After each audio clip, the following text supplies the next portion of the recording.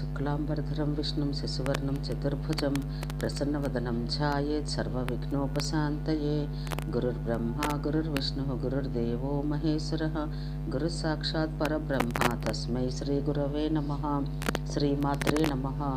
ఓం శ్రీ శివాయ గురవే నమః. వ్యాసాయ విష్ణురూపాయ వ్యాసరూపాయ విష్ణవే నమో వై బ్రహ్మనిధయే వాసిష్ఠాయ నమో నమః. 33వ అధ్యాయము వరాహావతార వర్ణనము. జనమేజయుడు, బ్రాహ్మణోత్తమ, నేను పురాణాల్లో వర్ణించబడిన విష్ణుమూర్తి అవతారాల్లో సజ్జనుల నోటి నుండి వరాహావతారం విన్నాను. కానీ బాగా తనకు తెలియదు వరాహ భగవానుని పని ఎట్టిది, అతని చరిత్ర ఎట్టిది, ఆ అవతారం ధరించడానికి కారణం, ఆయన ఏ పనులు చేశాడు, ఆయన యజ్ఞస్వరూపుడా యోగస్వరూపుడా, అతని శరీరం ఎట్టిది, ఆ శరీరాన్ని అధిష్ఠించిన దేవత ఎవరు అనే విషయాలు విస్తరంగా వినగోరుచున్నానని అడగగా మహర్షి అయిన వైశంపాయనుడు ఇలా చెప్పాడు.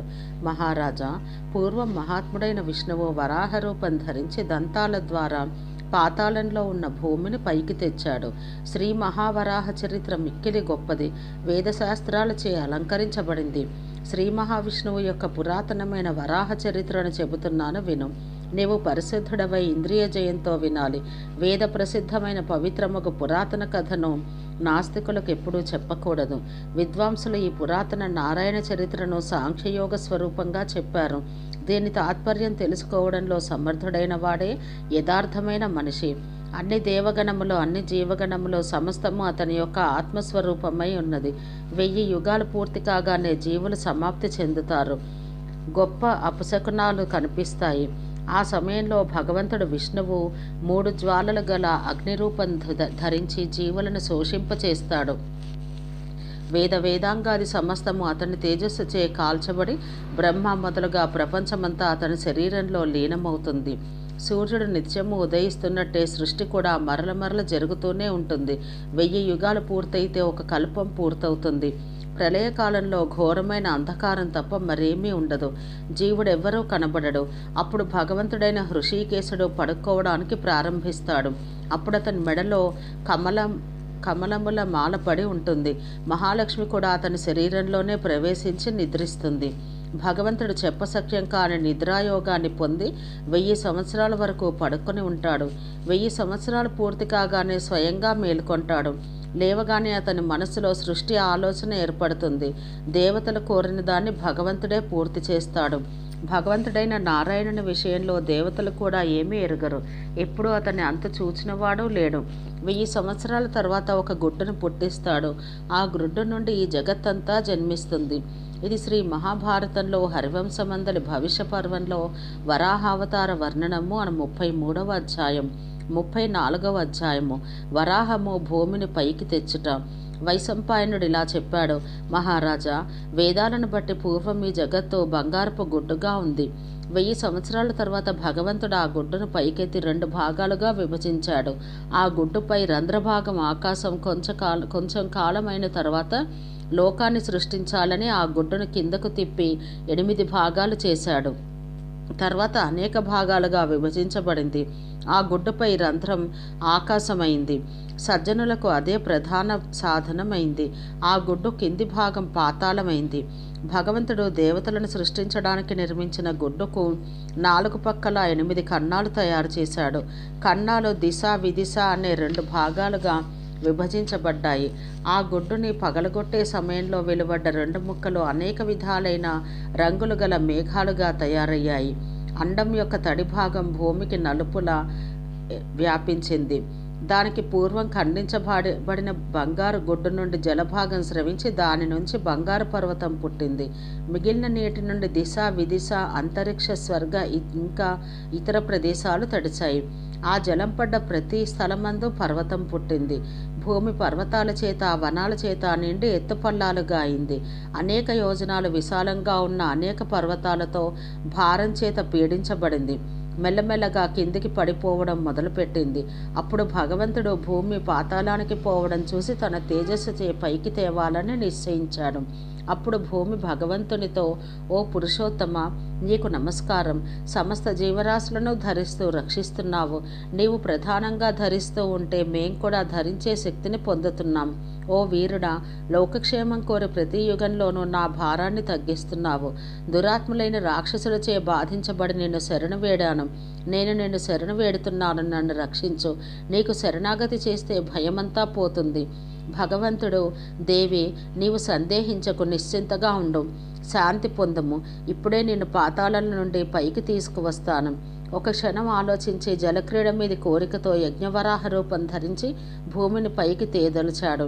కొన్ని యోజనాల విస్తారము ఎత్తు ఉంది ఆ రూపం. యజ్ఞవరాహ రూపం ధరించి భూమిని పైకి తెచ్చుటకు పాతాళంలో ప్రవేశించాడు భగవంతుడు. 4 వేదాలు పాదాలైనాయి. వేదాంగాలు, యజ్ఞాంగాలు ఆ వరాహమూర్తికి అవయవాలయ్యాయి.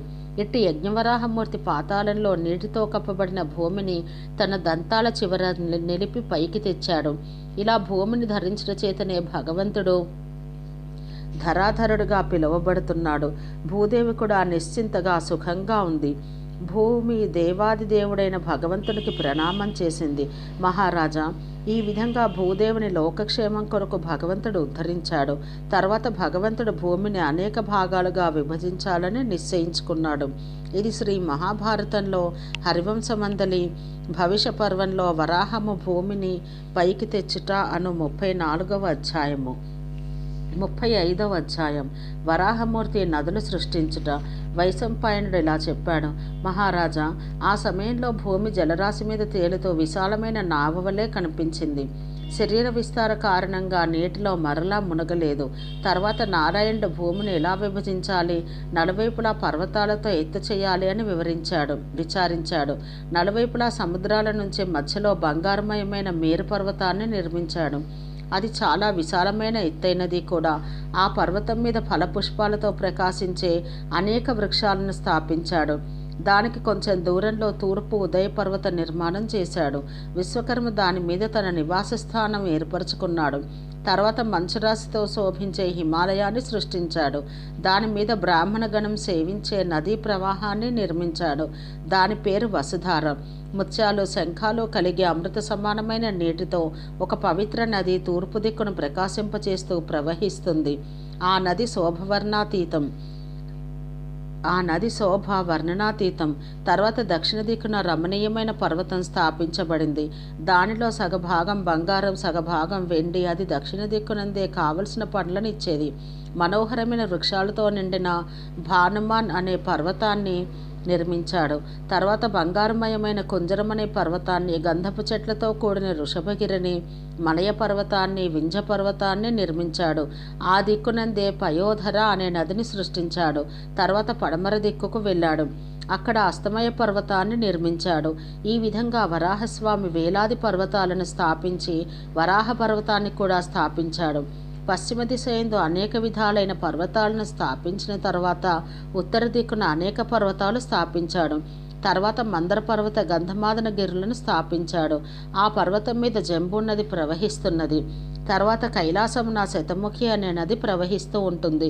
ఈ విధంగా అన్ని దిక్కుల లోక కళ్యాణం కొరకు అనేక పర్వతాలను స్థాపించి పవిత్ర జలంతో కూడిన అనేక నదులను ప్రవహింపచేశాడు.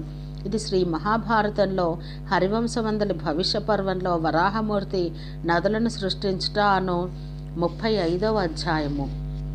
36వ అధ్యాయము. జగత్తు సృష్టి. వైశంపాయనుడు ఇలా చెప్పాడు. మహారాజా, దేవదేవుడైన వరాహస్వామి జగత్తును సృష్టించే విషయంలో విచారణ చేస్తుండగా అతని ముఖం నుండి ఒక పుత్రుడు పుట్టాడు. నేనేం చెయ్యాలి అని అడుగుతూ చేతులు జోడించి భగవంతుని ఎదుట నిలబడి ఉన్నాడు. వరాహస్వామి కొంచెం నవ్వి, నిన్ను నీవు అనేక భాగాలుగా విభజించుకో అని చెప్పి అంతర్ధానమయ్యాడు. స్వామి చిహ్నం ఏమీ అక్కడ కనబడలేదు. తర్వాత ఆ పురుషుడు భగవంతుని వాక్కుని ఆలోచింపసాగాడు.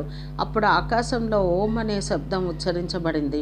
దేవాది దేవుడైన నారాయణుడై స్వర్గం నుండి ఆ శబ్దాన్ని పలికి ఉంటాడు. తర్వాత బ్రహ్మ ఓం శబ్దాన్ని అభ్యాసం చేయసాగాడు. అలా అభ్యాసం చేస్తుండగా అతని హృదయం నుండి వషటకార అనే శబ్దం పలకబడింది. తర్వాత పవిత్రమైన మహావ్యాహృతులు పుట్టాయి. ప్రజాపతి పరదేవతను స్మరించి 24 అక్షరాల రూపంలో ఉండే సావిత్రీదేవిని సృష్టించాడు. తర్వాత ఋక్, యజుస్, సామ, అధర్వ వేదాలను సృష్టించాడు. తర్వాత బ్రహ్మ యొక్క కోరికచే సనక, సనాతన, సనందన, సనత్ కుమార, కపిల మహర్షులను 6 జన్మించారు. ఇంద్రియ నిగ్రహం గల బ్రాహ్మణులు యోగతంత్రంలో బ్రహ్మను, ఈ 6 మహర్షులను స్తోత్రం చేశారు. తర్వాత మరీచి, అత్రి, అంగీరసుడు, పులస్య, పులహ, క్రతు, భృగువులను, మనువును ఆయన కోరిక చేతనే జన్మించారు. ఈ 8 మంది అసురులు రాక్షసులతో కూడిన ప్రాణులన్నింటికీ తండ్రి అయి ఉన్నారు.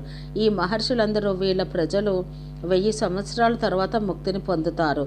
మరలా 1000 సంవత్సరాల ప్రజలను సృష్టించే ఆ దేవతలు మరల పుడతారు.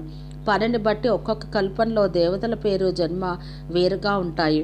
భగవంతుడైన నారాయణుడి బొటనవేలు నుండి దక్ష ప్రజాపతి, ఎడమ బొటనవేలు నుండి అతని భార్య పుట్టారు.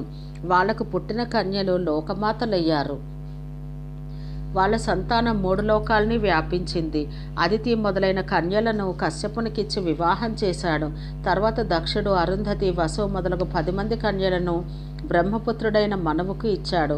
తర్వాత కమల మొదలగు కన్యలను ధర్మునికిచ్చి వివాహం చేశాడు. చంద్రుడికి రోహిణి మొదలగు 27 కన్యలనిచ్చాడు. ఆ దక్ష కన్యల గర్భం నుండి కశ్యపుడు, ధర్మ అనేవాళ్ళు జన్మించారు. చంద్రుని యొక్క పుత్రపౌత్రుల సమూహాన్ని గురించి చెబుతున్నా. ఆర్యమ వర్ణాదులు కశ్యపుని పుత్రులు. వీళ్ళందరూ అదితికి జన్మించారు. దితికి హిరణ్యకశిపు, హిరణ్యాక్షుడనే 2 పుత్రులు జన్మించారు. తపస్సులో కశ్యపునికి సమ్మానులు. హిరణ్యకశిపునికి ప్రహ్లాదుడు మొదలైన 5 మహాబలవంతులు, పరాక్రమవంతులైన పుత్రులు జన్మించారు. ప్రహ్లాదునికి విరోచనుడు, జంభుడు, సుజంభుడు అను 3 బలవంతులైన పుత్రులు జన్మించారు. విరోచనుని పుత్రుడు బలి, అతని పుత్రుడు బాణాసురుడు, అతని పుత్రుడు వీరపురంజయుడు. దక్షకన్య ధనువుడు అనేక పుత్రులు జన్మించారు. వారందరూ బలవంతులు, పరాక్రమవంతులు. వాళ్ళలో విప్రచిత్తి రాజపాలన చేశాడు. క్రోధకు చాలామంది పుత్రులు, మనుమలు పుట్టారు.